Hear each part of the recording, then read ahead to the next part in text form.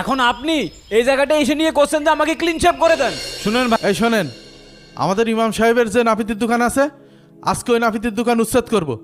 সবাই আমার সাথে চলেন। হ্যাঁ চলেন, দোকান আজকে ভেঙে চুরে গুঁড়ো করে ফেল দেবো। কি ব্যাপার, কোনো কাস্টমার আজকে আসছে না, ঘটনা কি? আরে ওই জায়গায় আজকে কিচ্ছু রাখা হবে না। ওই নাপিতের দোকান উচ্ছেদ করে ওই কি ব্যাপার? মার্কেট করব।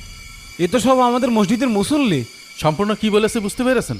হ্যাঁ হ্যাঁ বুঝতে পারিস। এই ইমাম সাহেব এদিকে আসেন। বেরিয়ে আসেন। আসসালামু আলাইকুম। শোনেন ইমাম সাহেব, আপনি অনেক ব্যবসা করেছেন, আজকের পর থেকে এখানে আর ব্যবসা করার দরকার নেই। এই জায়গা ভেঙে সেক্রেটারি সাহেব মার্কেট বানাবে। এই মসজিদে ইমামতি করেন, আবার নাপিতগিরি করেন, লজ্জা করেন আপনার? আপনারা মুরব্বী মানুষ, বেয়াদবি মাফ করবেন। আমি মসজিদে ইমামতি করার পাশাপাশি একটা ছোটখাটো ব্যবসা করছি। আমি তো কোনো চুরি ডাকাতি করছি না। আপনি একটা সেলুনের দোকান করেছেন,